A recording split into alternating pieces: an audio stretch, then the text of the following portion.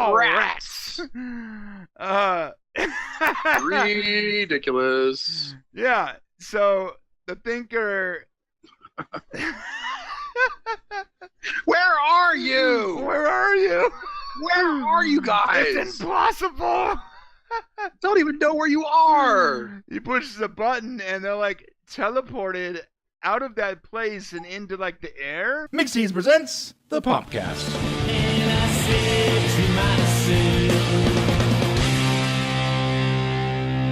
Hey, my name is Brian, that is Shane, and this is the Popcast. And my friends, we are reviewing The Flash. Run, Barry, run. Or, don't run, Barry, don't run. Intriguing. Don't run, Barry, don't run. Don't run. See, I've got the Run, Barry, Run shirt, so don't run, Barry, run. Yeah, I got the May the Speed Force be with you. Apparently the Speed Force was not with Barry last night, that's for sure. No, absolutely not. Interesting episode. I don't know how I feel about it as a mid-season finale. I got some issues with the whole, I can clean up my entire house in 3 seconds, but I'm gonna let the cops walk in on me and a dead body in my house.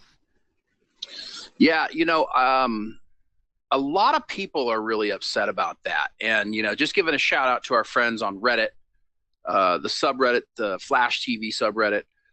There was a great post put out there by All Seek. And basically the title of the post is "People are missing the point about Barry still standing still in the latest episode."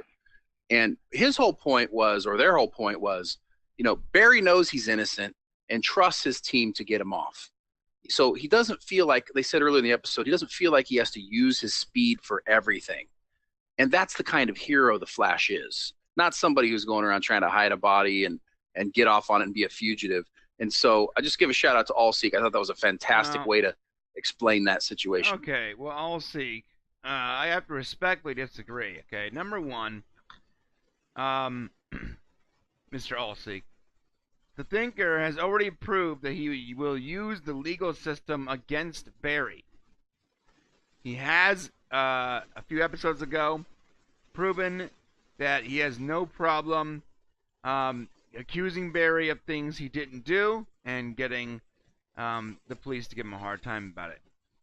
Number one. Number two, the Thinker's been 10 steps ahead of you every single time you've encountered him.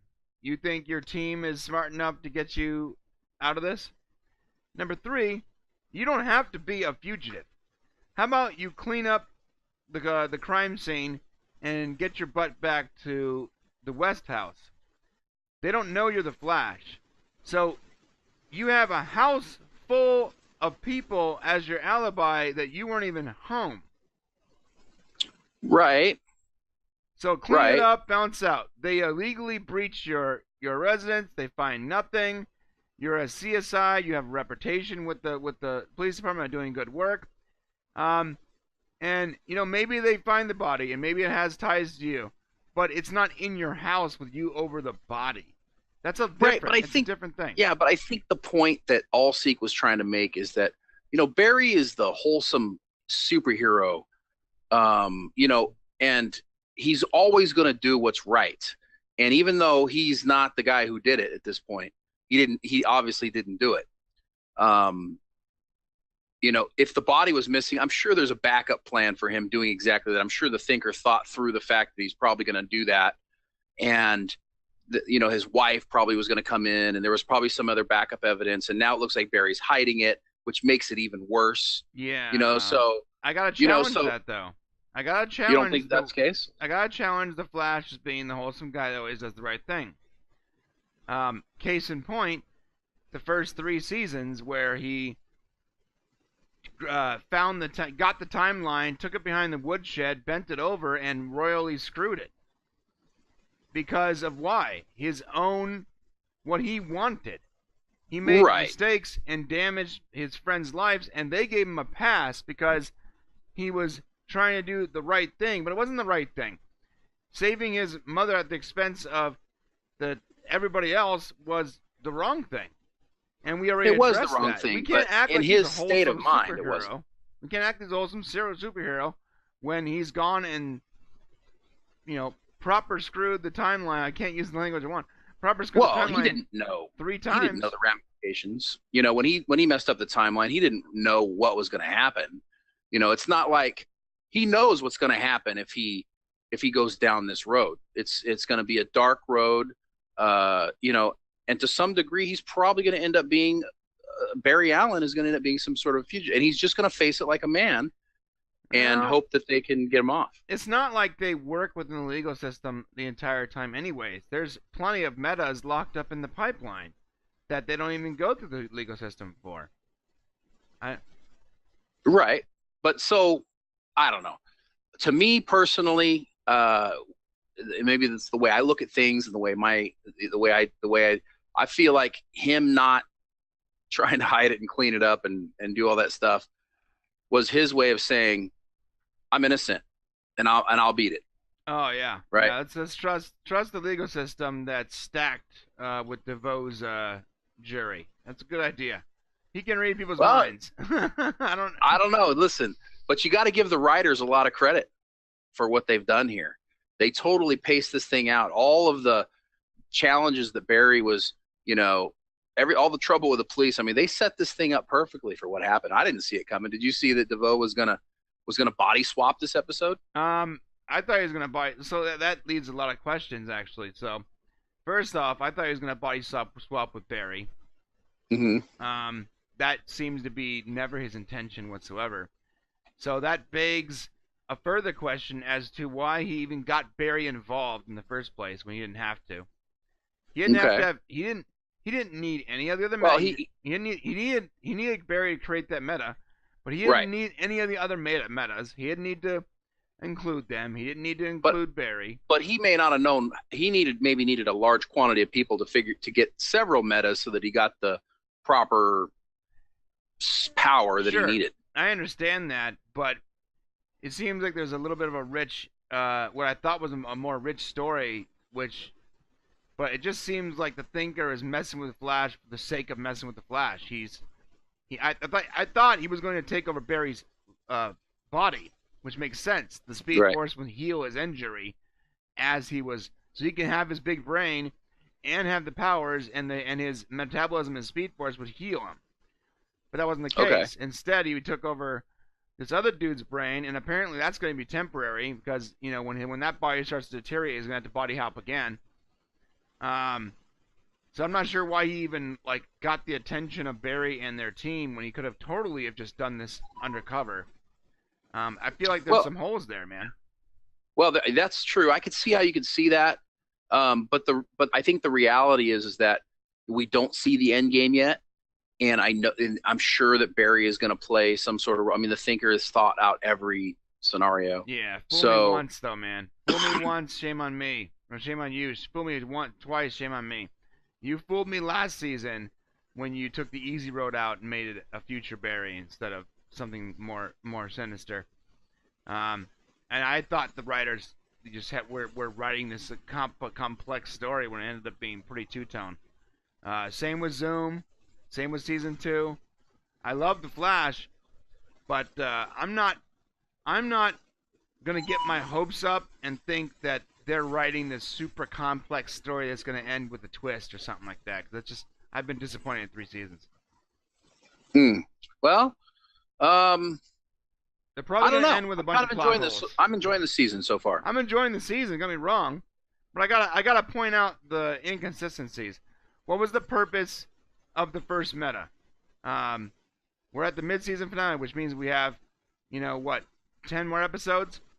If they don't tie the other bus meta somehow to this, I'm gonna be disappointed. To be frank, I will.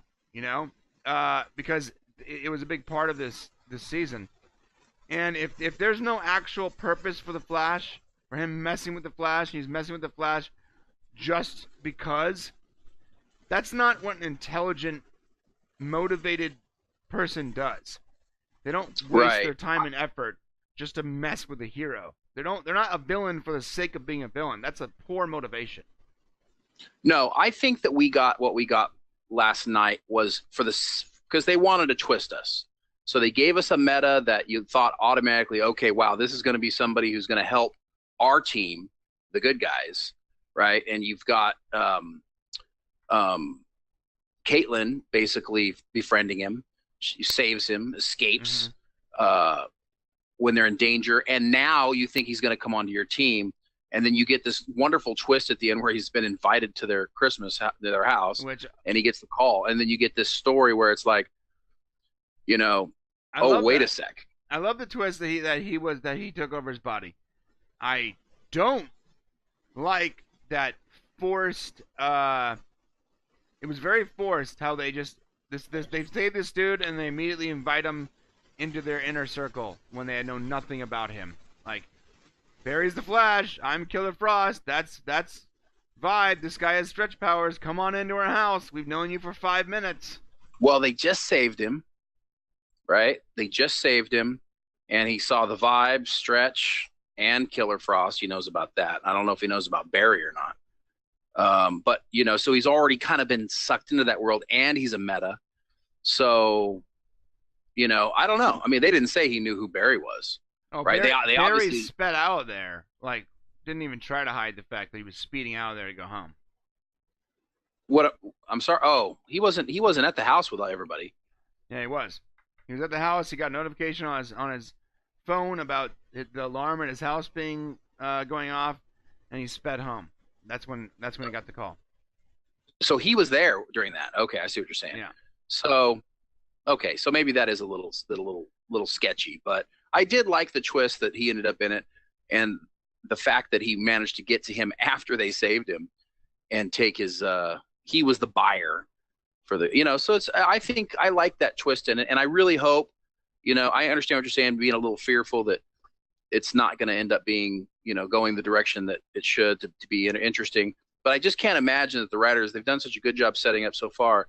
I mean, that's what the Flash writers even are good at at. episode 1, they have good setups, man, but their conclusions are usually pretty sketchy. Well, even at episode 1, if you go back to the Mumbling Berry, and this is something else from Reddit that somebody actually brought up today, Severe34 said back in the Mumbling Berry, right, when he first comes back during episode 1, he says, one of his lines is, "Your Honor, I'm innocent. I didn't kill anyone." And that leads right up to what just happened to Barry, which we're going to go into the second half of the season. So right. they've tied this in. I just can't imagine that they haven't worked it out to such a degree, because they've done such a good job thus far of getting us there. I mean, are you going to get the power punch at the end of the season? Arguably,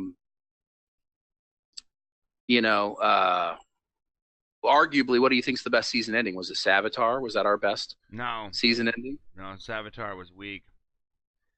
So honestly, probably season 1 with Harry Wells, Eobard Thawne.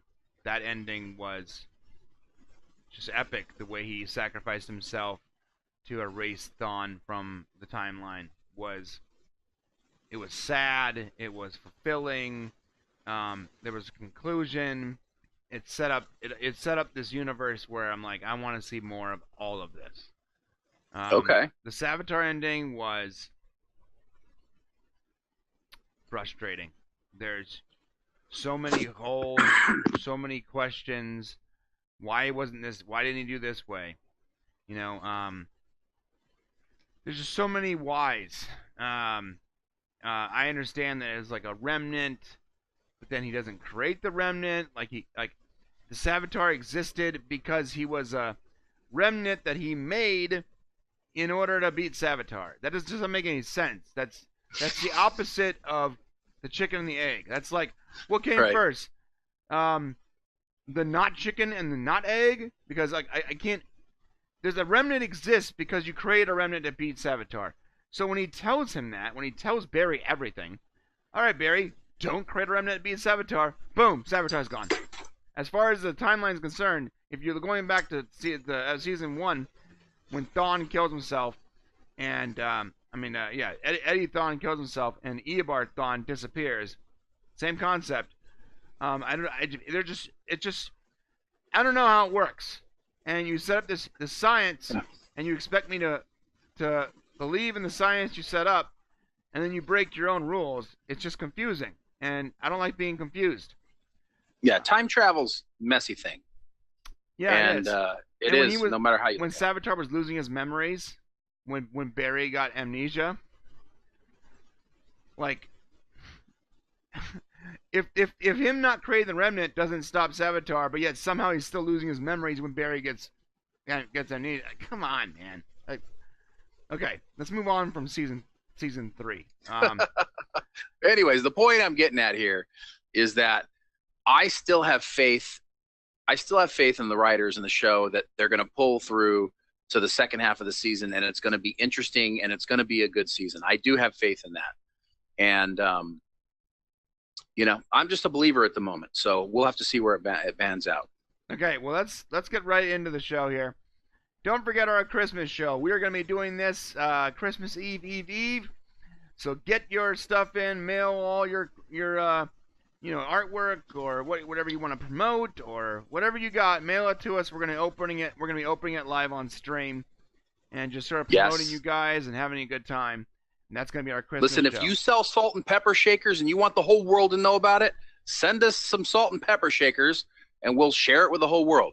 So this is your chance. You want us to read a poem that you wrote? Send it over. We'll read a poem. Yes. Just keep it under 30 seconds. Although today I was going through the mail at 969 and I found a letter from like 2 years ago. So we got to be better at what? At the whole mail process. All right. Yeah, and don't forget 1600. We're checking subs. The mail. We've reached 1300. We're on the way to 1600. We're gonna get there by the end of the year, I hope. So get in there, subscribe, comment to be a part of that outstanding, outlandish, out of this world giveaway. Yeah, and I've been spending time thinking about it, and I got some cool ideas. Cool. All right, moving on. We start the episode with my favorite pair, my favorite duo of arguing misfits. Harry Wells and Cisco Ramon, decorating what appears to be a blue tree. I've never seen a blue tree. That was an interesting art choice they chose for that. But hey, to each their own. Yeah. And they're arguing over the ratio of whatever that stuff is that goes tinsel. The tinsel? Yeah. I thought that was great. I love seeing those two together. And of course, they have their own methods of doing it. Well, who's there? Ralph is there. And yeah. Ralph's good old Ralph Dibny. Very festive fellow. And he's helping him decorate, which is awesome. And apparently we find out that they've been kicking it with Killer Frost because they're making inside jokes that only Killer Frost knows and Caitlin doesn't. Baking soda. Baking soda. Baking soda. I thought it was hilarious. I loved it. Obviously, Caitlin doesn't like the fact that they appear to enjoy Killer Frost more than they enjoy her company. And it's hilarious because she's there with them at that moment. she just can't participate. Right. And, Ralph is sort of a dick. He says something along the lines of, like, Killer Frost is just funner to hang out with or something like that. Yeah, that's Ralph for you. He puts his foot in his mouth. I love that character. Insensitive guy. Love that character. Love it in every way. Well, the show needs this. Yeah. She storms off after that insensitive comment, and Cisco's like, come on, dude. We jump over to Iris West and Barry Allen. I guess it's Iris Allen West? I don't know. They're opening up presents from the registry. Apparently, they've got 40 toasters, all from Mick Rory from Legends. Love it. Which means he stole all 40 toasters. Yeah, that's awesome. And whenever you have a wedding, you always end up with, a bunch of crock pots or something. So yeah, it's funny? When I got married a million years ago, I don't remember a thing I got.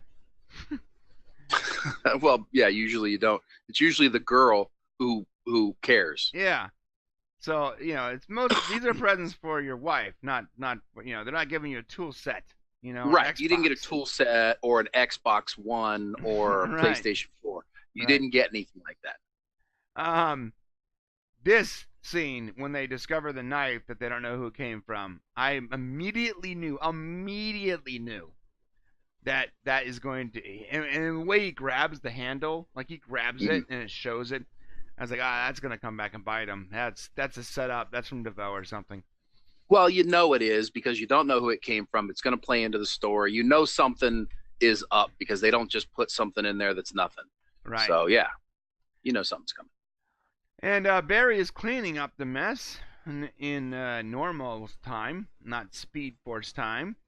She asked him why he's doing it that way. He's like, yeah, I feel comfortable, you know? I'm not always using my powers. I gotta be honest, man. Even if I was comfortable, I'd definitely rather clean stuff up in 3 seconds versus 3 hours. So, I mean, I guess it depends on what your time is worth. I thought about this. I gave this a lot of thought. Yeah, well, let's you're talk doing about this. You're doing the same amount of work, no matter how fast it seems like it took. You're still doing it, right? It's just faster to everybody else around you. So honestly, it doesn't make a difference whether you do it. Unless you got someplace to be, it don't matter if he does it in the Speed Force time or on his own time. I don't know about that, man. It's not like Bewitched where he can just twinkle his nose and it's all fixed. There's 24 hours in the day. It's not like it's a unlimited amount of time. Like, think about this, bro. You and I are constantly too busy, right? What did I tell you before the show? Let's make this show about 20 minutes. I gotta go somewhere. We're already at 20 minutes. It's already been 20 minutes. Yeah, we've messed that up. It's because there's not enough time in the day to not only get everything done I need to get done, let alone the things I want to get done, and the time for me just to sit in bed and watch TV and decompress. So this guy's going to go ahead and just waste a couple hours because I'm comfortable with it. Well, no, I mean, that argument is fantastic. I mean, you're 100% right. There's definitely not enough time in the day. But the reality is that to him, the effort is the same regardless. Would you say that's true? Yeah. The task is the same. Sure. Okay. It's also, by the way, same guy that used his powers to make breakfast for her at the beginning of the season. So. Yeah, and he can, by the way, save Iris a ton of time by using that. But for him, who knows? Yeah. Okay. And we go over to the DeVoe household where they're having a nice moment where the show is setting up the fact that she will do anything to protect her husband. They are very much in love. I like this relationship with them. Even when Barry sort of tries to break her later on, she's just like, "You don't get it, man. Like, I'm not a minion, okay? Right. This is my husband, and I'll do whatever it takes to protect him." And although she's tripping a little bit at the end, man. She's tripping a little bit. A little bit, yeah. She was tripping a little bit when she was like making out with that other dude. Yeah. And he's obviously not getting better. So that's also the writers telling you limited amount of time. This guy has a limited amount of time in this body. Jump over to the coffee shop. What's it called? Jitters or something? Co-Jitters? Jitters. And I love the fact that they have a Frappuccino trademark called the Killer Frost. When she's there after feeling the way she feels about Killer Frost. That's right. And she sits at the table, and this guy was Harry Wells was a guiding light this episode, constantly being the guy to tell people what they need to hear versus what they want to hear. I love the way I like that about him. He puts Iris. He tells Iris, like, "Hey, man up, get it done." Right. We're gonna get to that. He basically tells her, "Look, you are Killer Frost, and you are also Caitlin. Caitlin's very accomplished, etc., etc., etc." All right, and who comes in to wreck the pep talk? Kate Sackhoff and her character. I just forgot all of a sudden what she was. Damn it. Kate Sackhoff. Let's just say that. Well, it's Kate Sackhoff, and she's known as Amunet Black. Amunet Black, thank you. Amunet Black comes in and she is Ho, ho, ho. she's going to cause problems. All right, we skip over to Barry. She gave the ho. Barry and Iris are walking down the street. Obviously, these two things are happening at the same time. Snap back over to Coach Jitters, where she grabs Caitlin. As Caitlin is turning into Killer Frost, That was cool. she grabs her and shackles her with those powers. Another thing, again, I gotta say, I'm a little bummed out by these inhibitors when we had an entire season where, remember Julian, the guy that just got unceremoniously written off the show and we have no idea what happened to him? Remember, he was there with the team that entire time trying to create a way for Caitlyn to stay Caitlyn. Yeah, by the way, I hated Julian. Just FYI. Yeah, I didn't like or dislike him. He was I didn't like him at all. I don't care that he's gone. So yeah, I'm glad he's gone. I hope he fell off a cliff. An entire season spent trying to create a device that would inhibit her meta powers, and I guess Kate Sackhoff just has one. I guess I just have him now. I mean, we've seen this though before. This isn't the first time we've seen this. Yeah, we saw the armbands. Like, I guess. Yeah. I wish there was more attention that was put onto these inhibitors, because like it was a big problem for them in season 2 and 3, and now they just sort of have them. Like, it's almost like, did I miss a few episodes of The Flash where they invented this technology? No, they came back. Basically came back the next, with the season 4, and she was in control, more in control. Right. So, and now she's like talk to Mr. Hyde, where she turns into it when she needs to, and out of it when she doesn't need to, and but she seems to have some control over it. It seems that way. Yeah. All right. And as she's taking Caitlin, DeVoe is making quick work of the Flash and kidnapping the Flash. Also, I mean, this season they tease the fact that the Flash is like overpowered now because he spends so much time in the Speed Force. He's got like this perfect handle of his powers. But the last like 8 episodes, we've seen the Flash just get like owned very easily. Yeah, that's the one thing that really bugs me is he just, sometimes you just like your superheroes to be complete and utter badasses. Yeah, you just want them to be, that's what you're waiting for, that moment when they just own everything, and Barry doesn't get that very often, that's for sure. No, he got it in the crossover a little bit, but that was sort of like disconnected. Yeah. Which, by the way, we didn't even review the crossover. It's my bad. Shane was sick. I was in Vegas. I hope you guys liked it. That's all I'm going to say about it. I'm sort of glad that it happened while we were away, because it has nothing to do with this ongoing story. So I'm okay with it. Very little. I mean, the wedding. I mean, the wedding. Yeah. I mean, it didn't really drive the DeVoe story home. It was a crossover. Right. Okay. So DeVoe picks him up, takes him away. Now Iris goes back to Star Labs, and she's like, "Yeah, they took Barry," and they're like, "Yeah, they took Caitlin." Right. So she tells Cisco, "I need you to vibe Barry." I love this T-shirt, by the way. It's awesome. Oh, the T-Rex, yeah. Yeah. I need you to vibe Barry right away. And I feel like this was a little bit of a plot device right here, because they vibed Barry, and he ends up out for the count. He can't use his powers now. Yeah. Yeah, that was a little bit of a writing like plot device, right? Like, oh well, it'd be too easy for him just to find Caitlyn real quick, so let's just get rid of his powers real quick, right? Right. I mean, you know what they could have did, which would have been cool, was they could have just made it so that it inhibited him to some degree. And even when he vibes, it doesn't necessarily mean he knows exactly where somebody is and exactly what's happening. So the writers could have just been vague about it. Well, I noticed that she's, I see a room or whatever, I mean, they didn't have to go into specific details, but they didn't have to like knock him out like that, which makes zero sense. Yeah, it was a little bit of a plot device, and it's never going to be explained. I'm with you there. Yeah.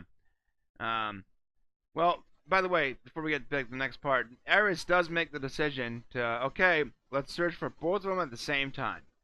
Right. Which makes sense. I mean, she cares about both of them. And Yeah, I should make a decision between her husband and her friend, right? right. By the way, if you guys are seeing this, we're recording this later on in the day, which is why Shane's camera has a very cool tone to it because he's out there's a lot of light in his room, and I'm in a darker room, and we're in different parts of the state. So Maybe I'm just cool. yeah, I just noticed that though. Like I have this very warm tone to my camera, and you have a very blue tone. It's like our white balance is like really off, but. Yeah, it makes sense. It's a different time. It's intentional. It's intentional, guys. It's intentional. I didn't even notice until you said something. It's early morning where he is, and it's in the afternoon where I am. I'm in India right now. I'm in Britain. Wait, sorry. I'm back in the States now. Wherever it is, it's like 3 a.m. Wherever it is. I'm hanging out with Marcus in Germany, okay? Yeah. Okay, so moving on, we get to Barry wakes up in this weird place, and he's a little confused. I don't think that this place that he's at is an actual physical place. I think it might be like in his mind or something. Yeah, so I was a little confused by this because obviously they can't find him. I've always been a little confused by the whole DeVoe. Where the heck is he? Is he in the future? When him and his wife are in, what looks like a futuristic sort of place. And this is it. This is the place that we always see them in. Yeah. So what is it? Never is really described what this is. Yeah. Is it like in their minds? Is it in the future? Is it in another dimension? Right. A pocket of really speed know. force, space time? I don't know. Yeah. Obviously, it was a place that, that's another thing too. Like Vibe couldn't get there, and he couldn't see it yet. Remember, he was able to sense Barry in the speed force. Right. So if he can find Barry in the Speed Force or when he's in another alternate Earth, basically anywhere he is, but he can't find him here. So that makes me think that this is not a physical place. But neither is the Speed Force, so more questions. My bad. He wakes up, he's a little stunned, he's a little thrown off. He tries to move, and there's a force field that's apparently holding him, even though they couldn't. When they tried to develop that force field in season 2 to hold, season 1 to hold the Reverse Flash, or maybe season 2, whatever it was, I forgot. Right. When they tried to develop a force field to hold Reverse Flash and it zoom and all that, it just didn't work. It didn't. Right, they could. Yeah, but apparently the DeVoes have that technology, or it's in his mind. That's be a different thing. Once again, there's a little bit of problem here. I guess in a couple slides you'll show what happens.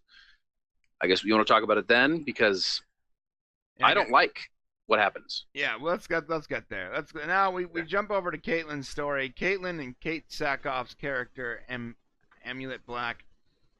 Apparently, when she tried to apprehend this guy, she got some metal stuck in his neck, and so she needs Caitlin to be a doctor and fix him.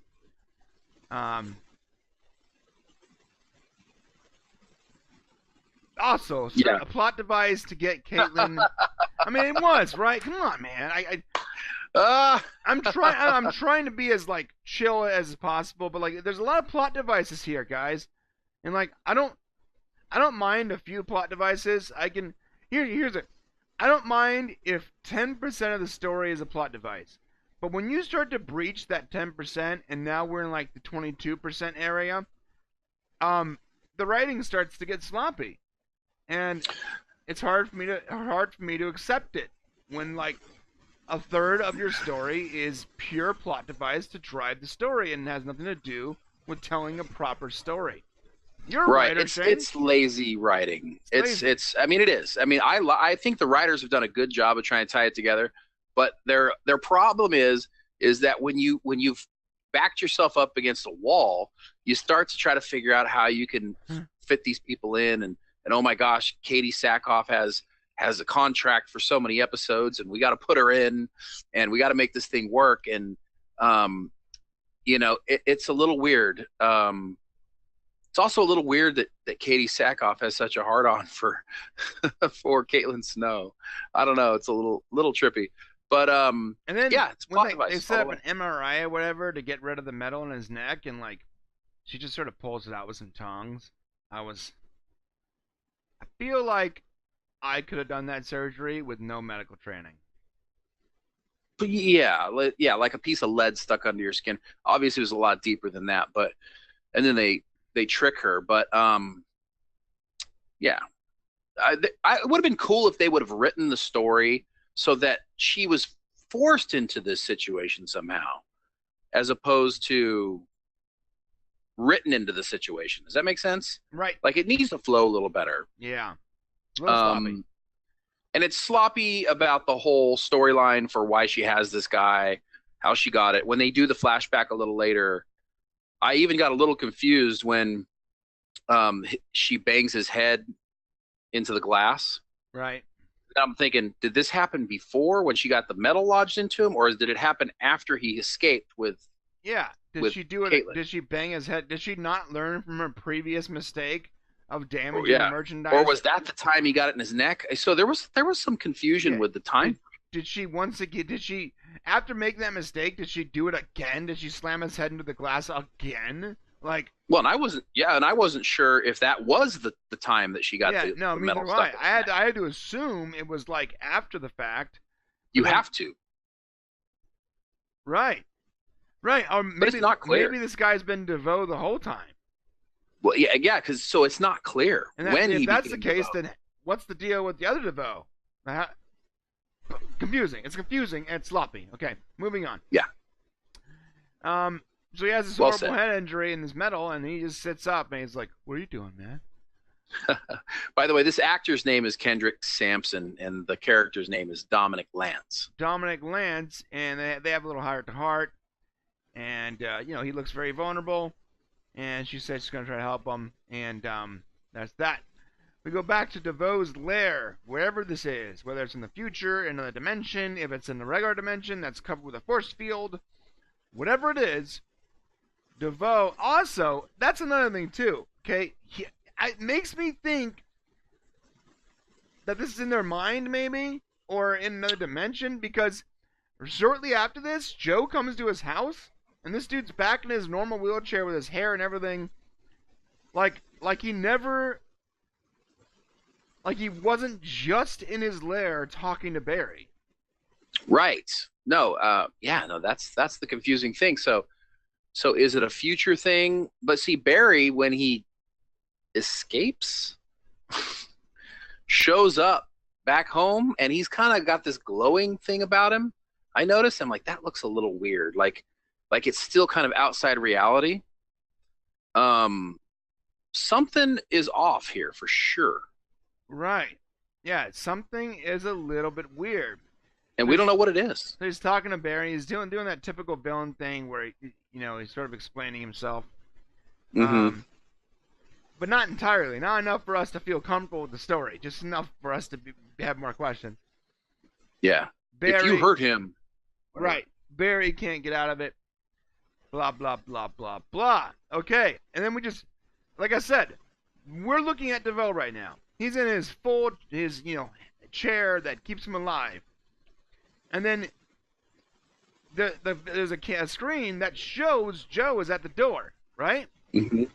And then we just bounce back over to Joe. He's answering the door as regular DeVoe in a wheelchair with his normal hair and everything. I don't know how that happened so quickly. It makes me think that they're not in a physical place, right? Well, yeah, but how? Okay, but if that's the case, and I'm totally cool with it if that's the place, if that's how it works, the Flash doesn't know it. No. But it would make sense, and that's weird to me, and we don't know it. The Flash can't get out of the force field or interact with anything properly because it's not physical, right? It would make sense. Maybe, but then he does get out, and that's kind of weird, in a weird way, yeah, we're going to get to that. So Joe's like threatening this dude, like, look, there's no restraining order in the world that's going to keep me from you if you hurt Barry. And I thought that was a really cool, like, dad moment. Like, look, dude, you think I care about the law? If you hurt Barry, and there's nothing that's going to stop me from murdering you. And like, yeah, I love that. That's Every dad would say that. veteran cop showed that his him being a dad is more important than him being a cop, which I love that, by the way. Yep. I'm gonna say As it it should again. be. I've been saying it since we reviewed the show. Joe is probably my favorite character. I love this character. Never take Joe off the show.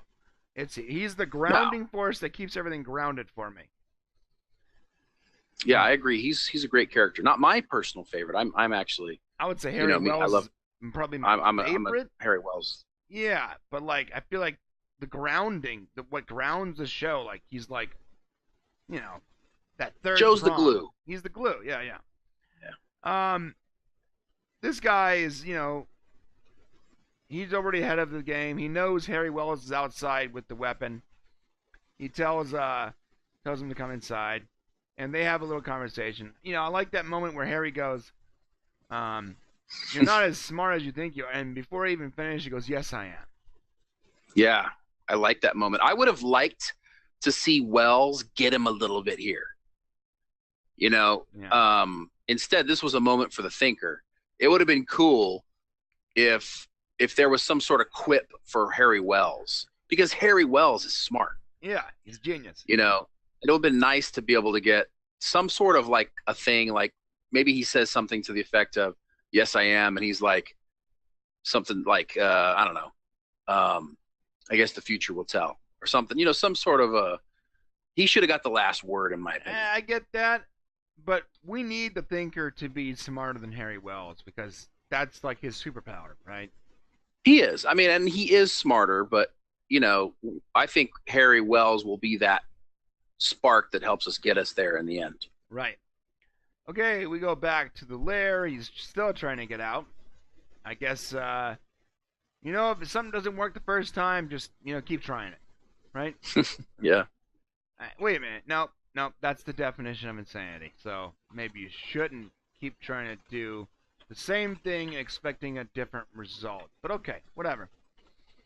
DeVoe's wife comes in, and yeah, Barry's like, "Look, you don't have to help him," and she's like, "I'm not his minion, dude. I'm his wife. I'm his partner. We are equal, and I'm gonna do whatever it takes to help him. And I don't care about you or any of your little Scooby-Doo friends."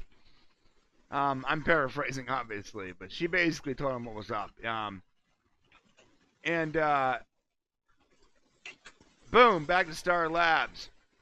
So we're in Star Labs, and Cisco and Ralph are going at it a little bit because they're annoyed, and Cisco can't keep his satellites running because they're trying to. And they're frustrated. Yeah. Yeah, trying to do two things. Scared for their friends. He tells Ralph, he's like, "Please just shut up," because Ralph won't shut up while he's trying to work. Ralph does that big fist thing. I thought that was cool. I like Cisco's that was cool. "Oh, you want to go, bro?" I love that. Obviously Iris makes them stand down. They go to their separate rooms, and that's when we get the Harry Wells. I don't want to say beat down. What was it like? Listen. The Harry Wells we need. Yes. Listen, you got to make a decision, dude. You can't do both things, and it's your fault they're mad at each other. It's your fault this equipment's working, and it's your fault we haven't found them yet because you need to make a decision. You're the leader. Because you're the leader. Yeah, you want to be the leader. Lead. Ooh, or lead, follow, or get out of the way. Yeah, that's right. And so she makes the decision to look for Caitlin instead of Barry because Caitlin, she assumes, is more vulnerable. And he agrees, apparently. Now they're trying to get out. They're using his powers to sort of like determine the movements of the guards and to get out of the building. Of course, it was pretty genius that they knocked her out with the. Oh, that's coming up. Gas. It's coming up. Amunet Black doesn't, stops him from getting out. And we have this moment where, for some reason, Amunet Black is giving Caitlin a pep talk. Yeah, that's the weird part I was talking about.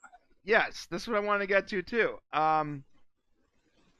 Why is this villain giving Caitlin a pep talk and telling her how good she is and how much she's so much better than Killer Frost. Like, what is this character's deal with Caitlin Snow? I don't get it. I think that the showrunner is thinking about keeping Katie Sackhoff around, and if that's the case, you're going to have a villain that plays a pivotal role, almost like Captain Cold did.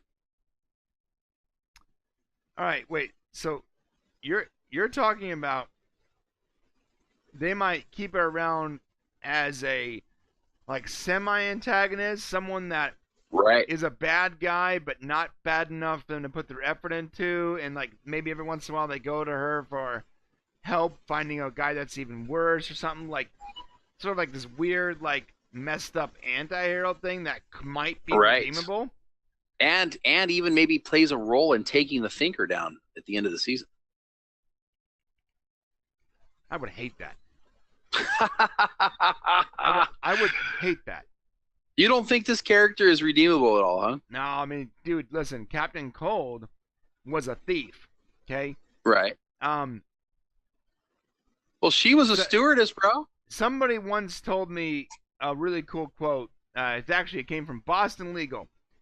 The guy that plays James Spader's character said this in Boston Legal. Trust a thief.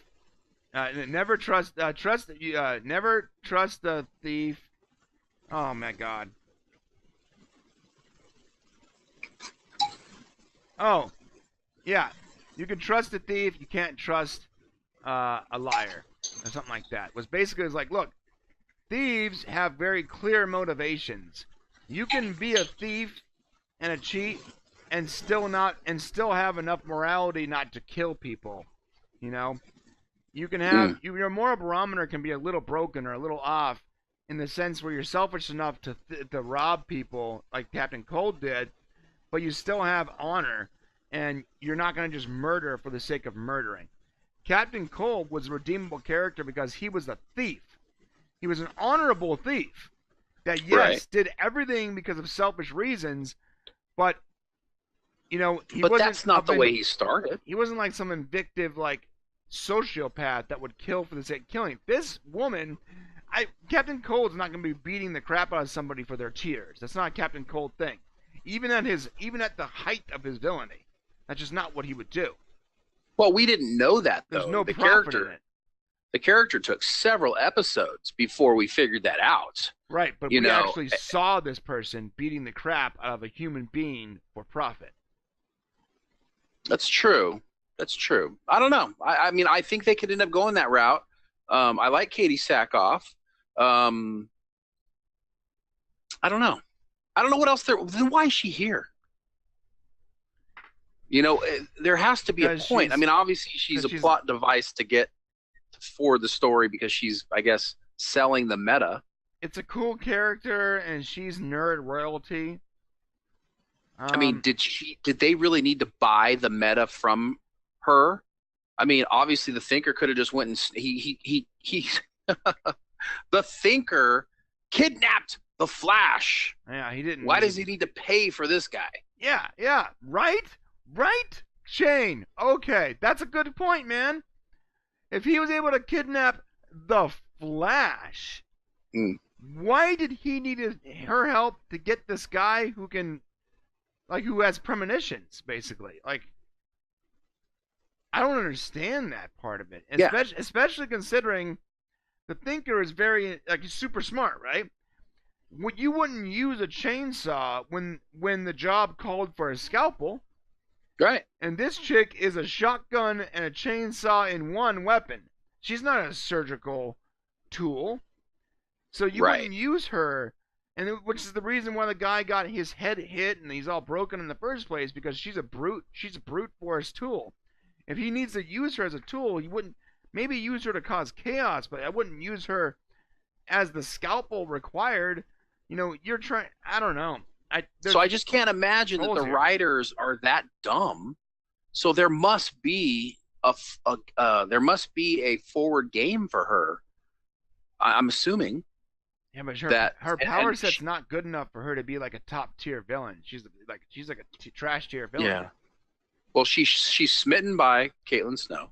She's obviously respects her, deep down somewhere, there's some sort of like, almost borderline hero worship going on there. A little bit, yeah. And so, I mean, there's got to be some transition to this character. Even as she's going down, she's like, "Oh, you're good," and Yeah. So, I mean, I don't know.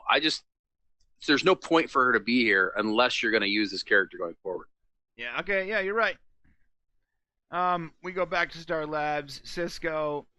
This guy is yelling at the satellite to hurry up and find something. Typical Ralph. So funny. Cisco walks in. He's basically apologizes. They have a little moment together, and that's when Iris decides that they're gonna find Caitlin, and they find blah blah blah. We go over back to Kate Sackhoff's abandoned hospital. She's loading him up. She's pieced together an MRI to take that thing out of his neck, with some tongs, some salad tongs look like. Salad tongs and a magnet. And some baking soda. And baking soda. And she proceeds to start the gas and take the thing out of his neck. Oh, lo and behold, everybody gets knocked out, and he was faking the coding, so he wasn't coding at all. Of course, Iris pulls out her amazing Microsoft Surface Pro. How many times have we talked about the Microsoft Surface in the last 10 episodes? Like almost every time. She pulls out everywhere. Her amazing Microsoft Surface Pro that she Bill purchased Gates, you're at a Best genius. Buy, bestbuy.com/Surface Pro for only $4.95. Available. We don't support Best Buy until the 22nd of December. 30% off. I'd rather go to Fry's. She gets there. She gets it. She pulls out the pen. And she does this weird circle thing. She's like, they're at the top of an abandoned building, right here. She doesn't even turn the thing around and show them. She circles it for herself, apparently. And by the way, that tool, that app she's using, okay, that's a photo editor. That is not a tool that is custom made by Star Labs. She circled it with the tool that comes with Surface Pro.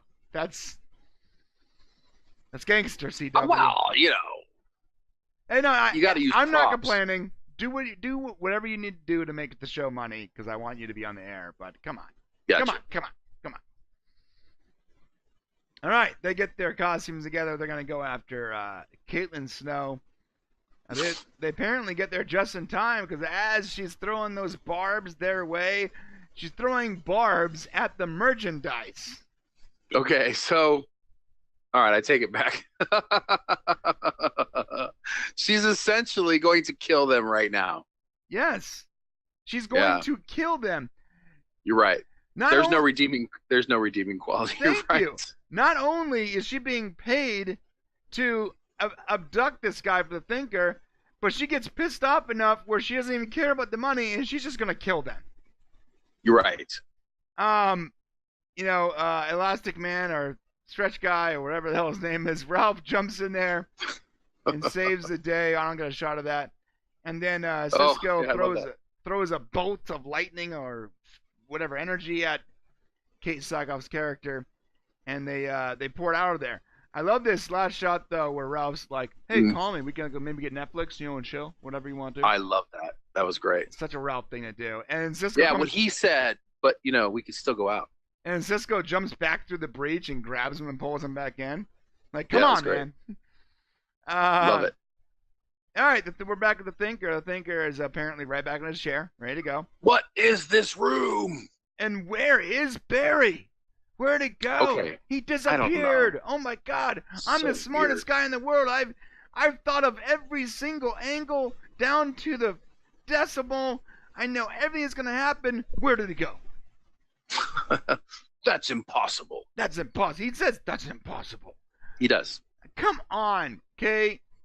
So we're supposed to believe the Thinker planned for every single possibility, yet not this one, apparently. I don't know. I mean, we didn't even know that Barry could do this. So he goes invisible because what did Barry do? He moves so fast, he vibrated so fast that he was out of phase with like the visual spectrum.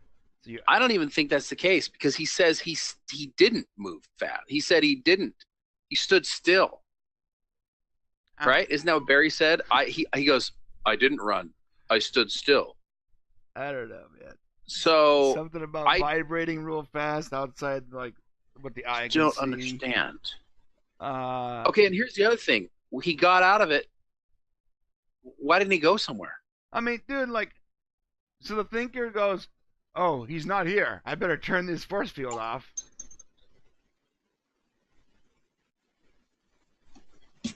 What the hell, dude? What are you talking about? Like, that makes no sense.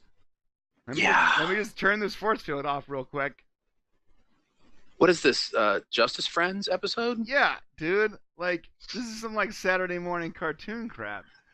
Right. And then Barry is like, yeah, and then he comes, he appears like, I tricked you. I fooled you, villain.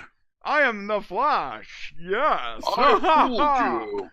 Let me get my mustache going properly. I am so good at my job. I don't know. I mean, he didn't even. I mean, get him. Get him. All right. Yeah. Why are you not moving?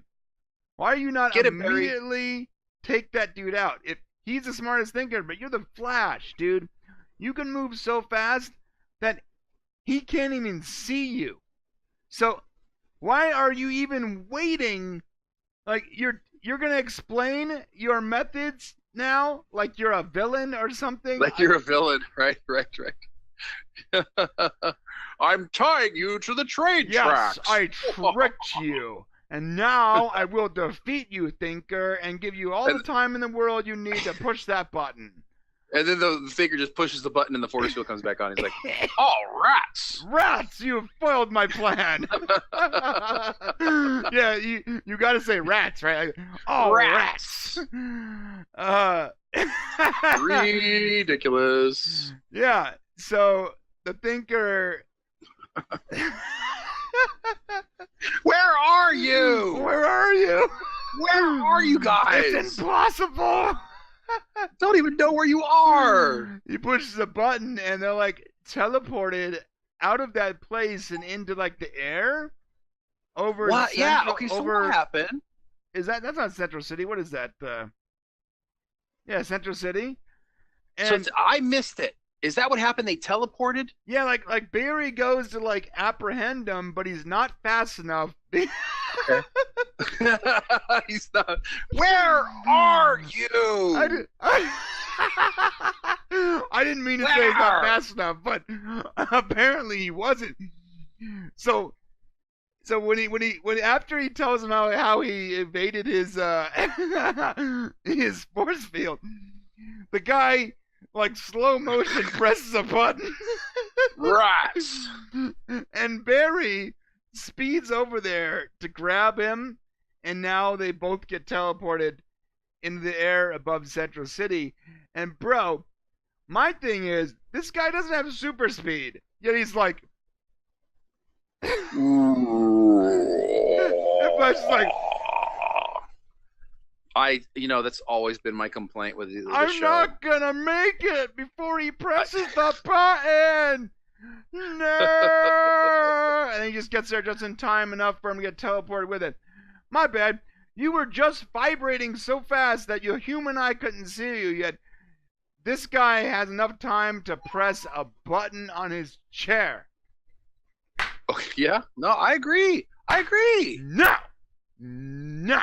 Bad rating. No, but see, that's always been my argument, is that 99% of the problems that the Flash has, he shouldn't have that problem because of super speed. We always end up in this disagreement or this discussion, but then you just got to be like, well, it's a TV show, so they got to be able to do something. Not every superhero can.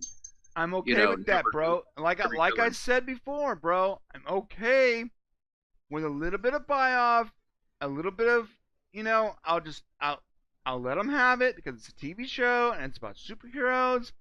And I understand that some things are going to be a plot device and some things are going to be moved around a little bit. I'm okay with that. Less than 10%. Mm. It can't be a full 33 1/3% of the episode is a plot device. Yeah, and the more we talk about it, the more I do realize that that this has happened. And I guess mid-season finale. I don't know. All right, so they're over Central City. So wait, go back again. Where are you? All right, moving on. They're over Central City. The Thinker's flying around. You know what's crazy is when they get like to street level, I'm not sure why Barry doesn't just jump right at that moment and speed away. I'm kind of wondering myself. I guess he doesn't want him to get away. I guess. And like the things come out to grab Barry, and I like this move. This was look, guys. This was a good move. This is the superhero that we root for. He phases, and instead of getting him, it gets the chair. Great. That's what the Flash would do. It's great. Yeah. The chair takes a mean hit, right? Yeah, that was awesome. That was good. And they both fall out of the sky. Now, once again, here we go. Some plot issues, bro. Now, Cisco's cool. I like this payoff. The inflatable suit that was a problem for him in the first episode goes off and protects him from falling in the water from that crazy high distance. Meanwhile, DeVoe was not protected. He fell out of the sky in his chair at breakneck speeds while the chair was on fire. Yeah. And he's already a frail, broken man that can't survive outside the chair that's on fire. No, you're right there. I thought about that. No. And you know what? You shouldn't have shown him hitting the water. You should have shown him flying away. Because the second you show that, in my head, that dude is damaged. Okay? Yes. So either there's two DeVoes, and there's a DeVoe in that dude's head, and that's the DeVoe that's dead, and that's the DeVoe we see at the end, or there's a loose end. Once again, there's another loose end that wasn't tied off properly. There's two DeVoes, bro. Has to be, right? Yeah, there is, because... Which means that DeVoe is already in that guy's head, and Caitlin is saving him, but then that leads a lot... But why? Why is that not a guy? Why did he not just go to the hospital? That is a really good question. There's got to be two DeVoes because I don't think that we're going to take this actor that we met today all the way through the second half of the second season. The Thinker, I mean, they might, but I just can't imagine that this actor's gone. The one that was killed last night. Was like the whole I'm gonna kidnap Caitlin thing to help fix this guy, all a ploy so that because the DeVoe is already inside Dominic's head and he wants to get close to Barry's team. But then that asks a question: why? Why are you even bothering these people when you've already got what you want? Yeah, no, that's true. There are some things that need to be answered still. Yes. Okay. Barry goes back to Iris. Everything seems to be okay. They're talking about everything that happened. And they go home, and Ralph has decorated the West house. I'm not sure where he had time to do this. He's not a suit speedster, but that's cool. But we haven't seen him for a little while, so. Yeah, okay. This is something I can buy. I can not think about this. I don't need to worry about the nitpick about this part of it. And it looks like everything is okay. And he talks to Caitlin and he makes good with her. He's like, "Hey, you're my favorite." Blah blah. Everything's cool. I love this. Cisco gets that box. I think it's a breakup box, but it's actually that was good. It's like a sexy message. That was really funny. I like how everyone's like, "You don't want to open that here. Don't." Oh.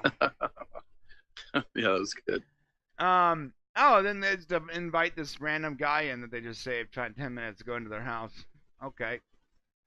By the way, Vibe was in a costume, and so was Ralph. They didn't have to save them and immediately invite him over to dinner. Just saying.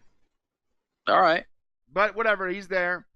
And this is when Barry gets the message on his phone that the alarm at their house went off. He's loft, and he zooms over there, and he's resetting the alarm when he gets a call from Dominique, This guy. who is now DeVoe. And he says a different voice, and he's like, "I got you, you son of a," or Yeah. whatever. He basically he's like explaining his dastardly, plan, and that again. Why is he telling the Flash that he's DeVoe? I guess he's for us. It's for us. Like, this guy is supposed to be the smartest person that's ever lived.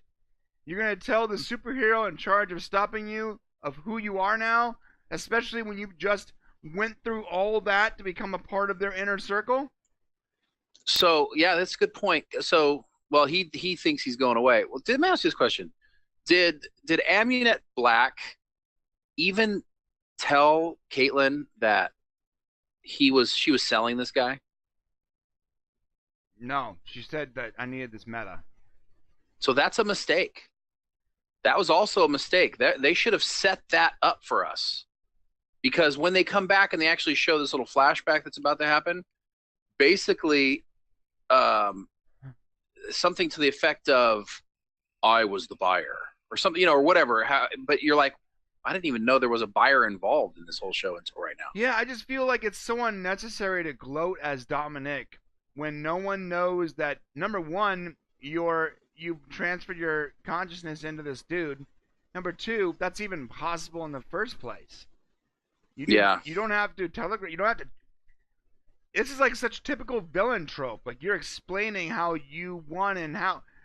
Right. Listen, Barry isn't dying. He's gonna get arrested, and you know what the first thing he's gonna do? Tell his team that Dominic is DeVoe. Yeah. That's what I would do. And That's by exactly the way, what's gonna he's happen. being arrested. He's the Flash. He doesn't. If he didn't want to be arrested, he wouldn't have to be arrested. Yeah, he can get out anytime he wants. If he wanted to, he can speed back over to the West House, grab this dude, and throw him into the pipeline for eternity. Yeah, and you might see some of that while Barry's in prison. Him leaving to go do stuff. You think so? Yeah, of course. Then he's just gonna leave and be the Flash, and then go back into prison and chill out. He's Barry in prison and the Flash outside. Why not? He can phase through walls. I mean, all I know is, like, it's not like DeVoe is won. DeVoe, at best, has caused a lot of problems, but he hasn't won yet, and he's already acting like he did.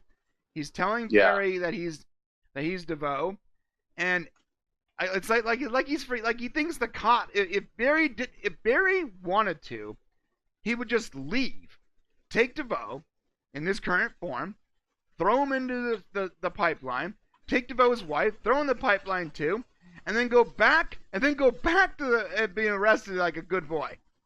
Yeah. If he really wanted to. So, I think this phone call was for us, like you said, but there's a much better ways of getting us to understand this DeVoe. How about after he goes, okay guys, I gotta go, thanks for the good time. Maybe he walks out and he gets into the car with his wife. Yeah, that's exactly what. Well, that would have been way better for that to happen. Yeah, I think they could have done this better instead of having the phone call but DeVoe is so interested in playing a chess match. And I almost wonder if his character wouldn't have been able to help being able to have that moment to gloat over Barry. And that may be why they could justify doing this. He just needed to, that character would have wanted to say, guess what? Checkmate, biatch. Well, why don't you have the wife call? Have that same exact thing, but the wife. Oh, he ain't gonna give it to her. No. He's a prideful man. Obviously, he's very proud of the fact that he's the smartest man who ever lived. Well, he needs to be able to win the smartest man ever lived. Just gave up his advantage. Just gave his queen away in this game of chess. True, but also he might be thinking, he might be so confident that he can say whatever he wants and he can't be beat. And so I'm sorry, what's that old that adage? may be Pride, and that's probably his weakness.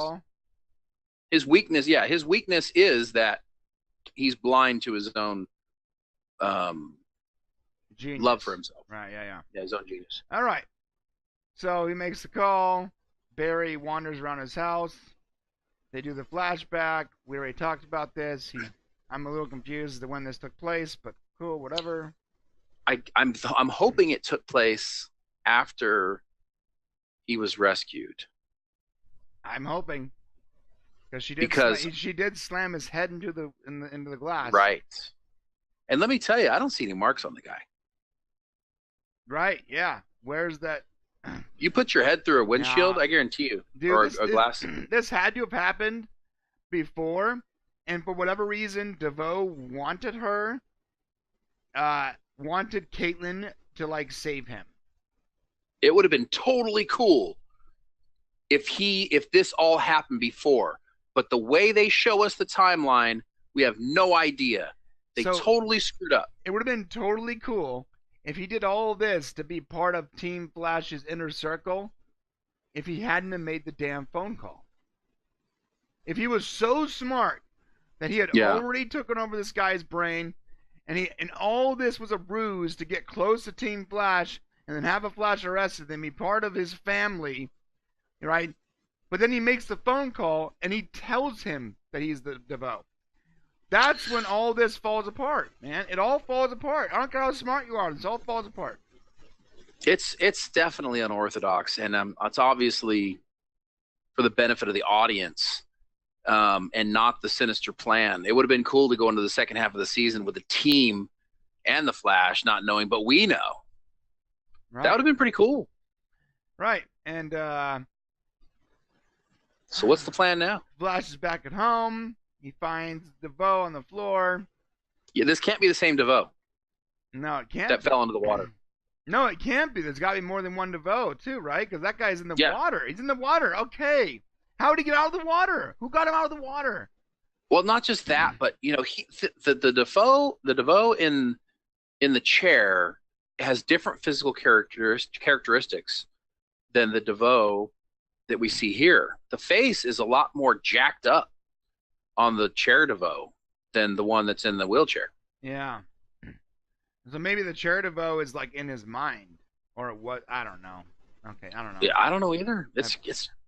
My head, look at that look on Barry Allen's face right there is how I feel right now. Like, what about the understanding hell is what's going on with on? DeVoe. Yeah.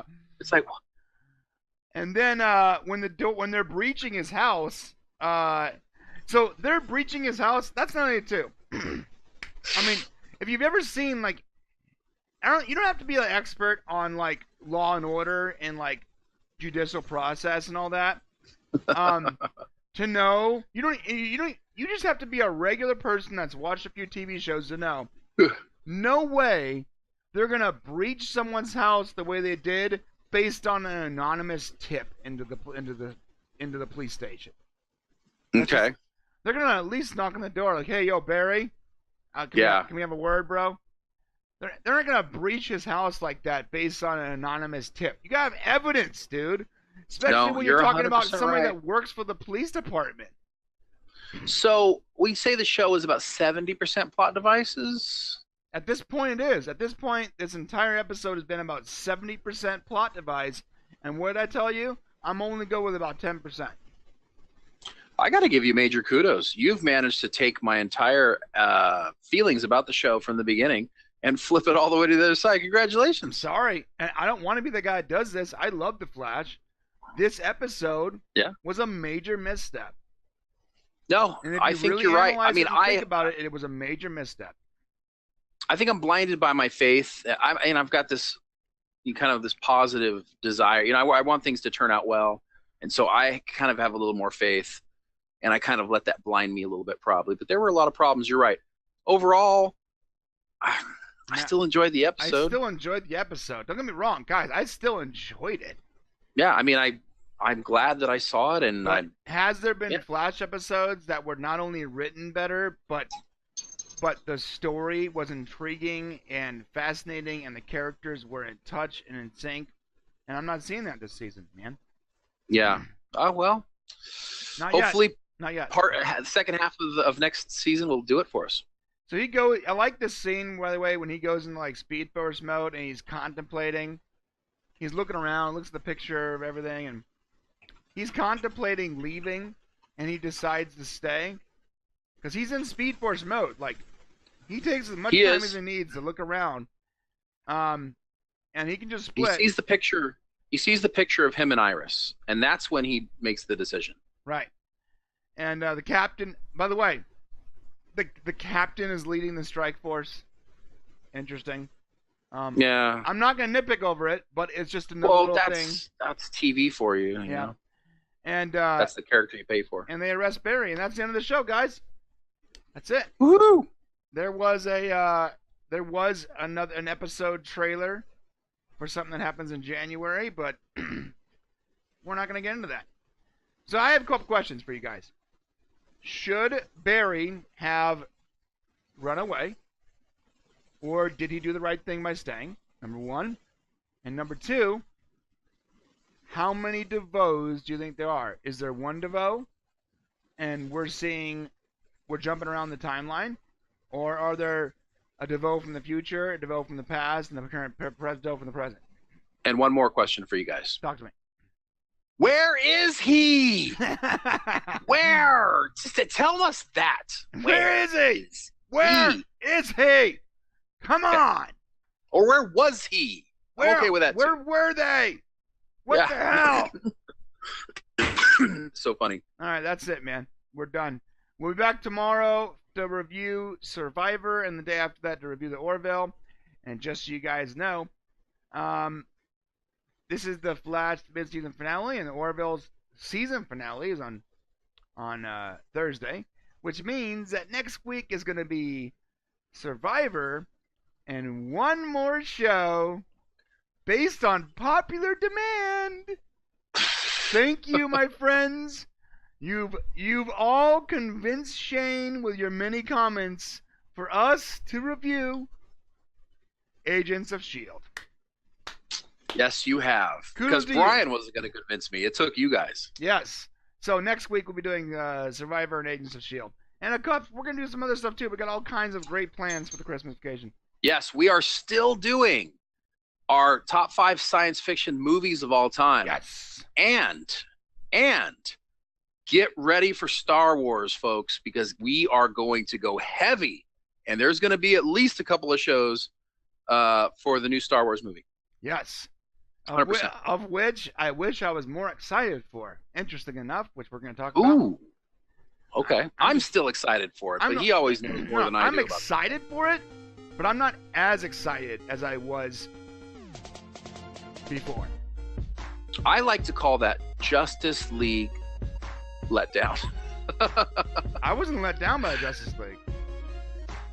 Well, I think there's this pervasive, just shadow over that movie that's kind of got us a little depressed about movies in general. I love Justice League. It's not about the movies. It's about the story, and we're gonna get into it. Anyway, we're gonna get into it. Let's. Yeah, I saw a couple of breakdowns that have made me think a little differently about our movie, but yeah, I'm very mad at Warner Brothers right now, to be honest with you. So. I'm mad at Warner Bros. And I'm also mad at critics. I'm critics. I'm a little mad at critics, but after seeing kind of everything that went down, I am really mad at Warner Brothers. Okay, we can talk about that in a separate episode. I'd love to. All right, we'll go see you guys tomorrow for Survivor. Please hit that like button, that subscribe button, and comment below. See you tomorrow. See you guys tomorrow.